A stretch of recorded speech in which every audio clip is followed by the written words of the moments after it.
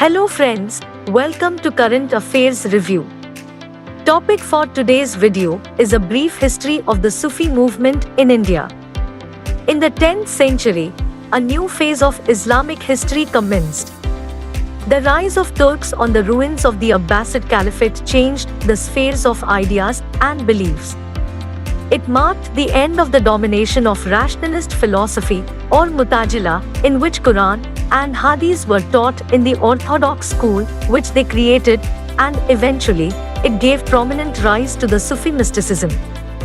The period between 1206 AD and 1526 AD is known as the period of Delhi Sultanate in the history of India. During this time, the supremely powerful Mongols destroyed Baghdad, the capital of the Abbasid Caliphate. The fleeing refugees started to choose India as a safe destination during this phase. It proved to be catalytic for the spread of the Sufi movement throughout India. The Delhi's court had an immense influx of diverse culture, literature, etc. from Persia and Central Asia, whose main ingredient was Sufism. Sufis comprised persons of deep devotion with no display of wealth. They spread Islamic moral codes in the empire. They were originally organized in 12 silsilas or orders. The silsilas was generally led by a prominent mystic who lived in a kharqa with his disciples. The Sufi order was divided into two types: firstly, Bashara, which followed the Islamic law, and secondly, Bishara, which were not bound by Islamic law. In Islamic texts, Sufism is known as Tasawwuf. It was in the 19th century when the English word Sufism originated. Historians pointed out three stages in the history of Sufism. The first stage is known as the Khanqah during the 10th century.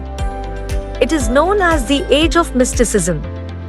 The second stage is known as Tariqa during the 11th to 14th century. This is the period when Sufism began to institutionalize. The third stage is known as Tarifa, prevailed from the 15th century onwards. During this stage, Sufism became a popular movement. In India, two orders of the Sufis were largely popular: the Chistis and the Sharawardi. In India, the Chistis were mainly active in Delhi and regions around it like Rajasthan, parts of Punjab, and modern Uttar Pradesh. In India, Chisti order grew into phases. The Chisti silsila was established in India by Khwaja Muinuddin Chisti. He stepped into India in 1190 during the Ghori conquest and settled in Ajmer about 1206.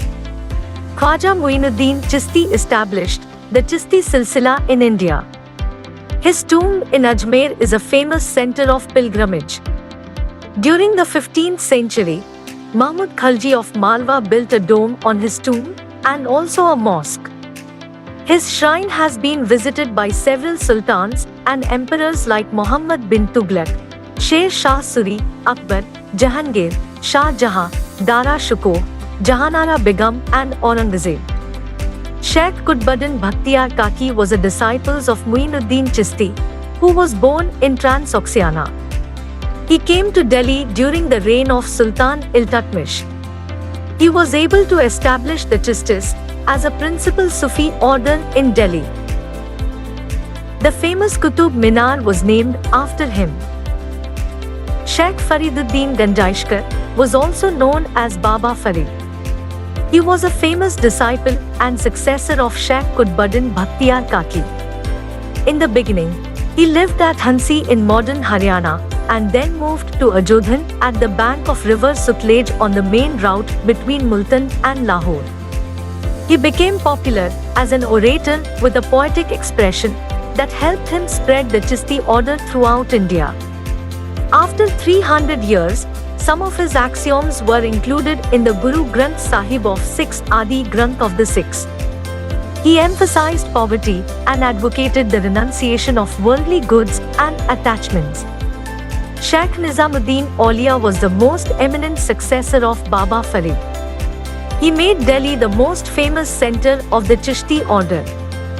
He laid stress on the element of love as means of realization of God. He was also the only Chishti saint who practiced celibacy.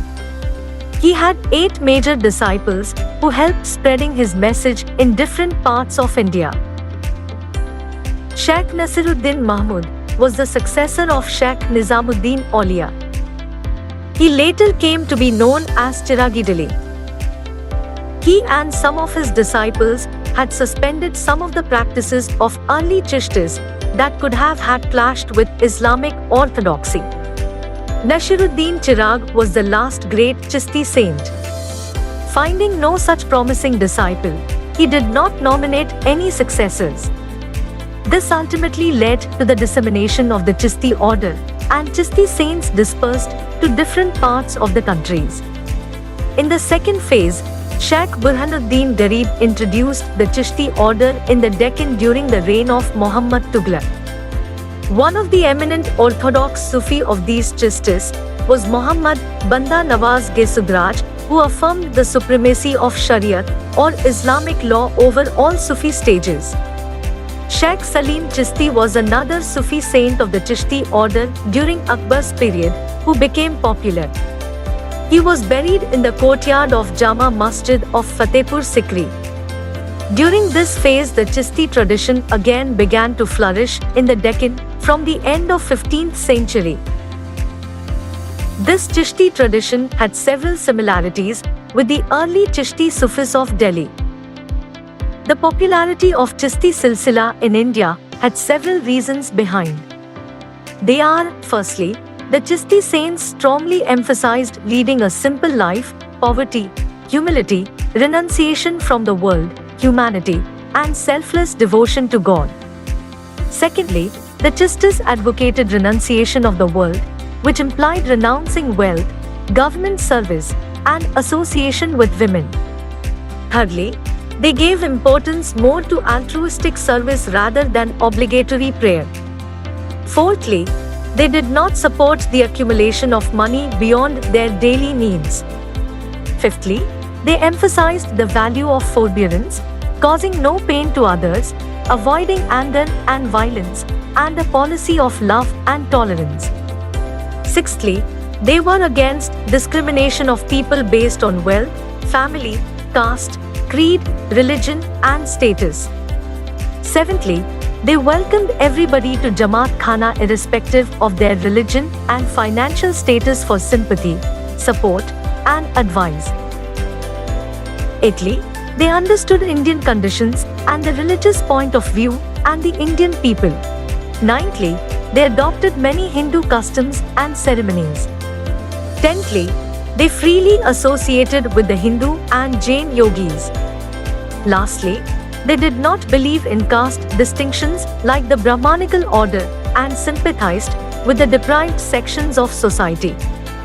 Download material for this issue from our website. Please like, subscribe and hit the bell icon. Thank you.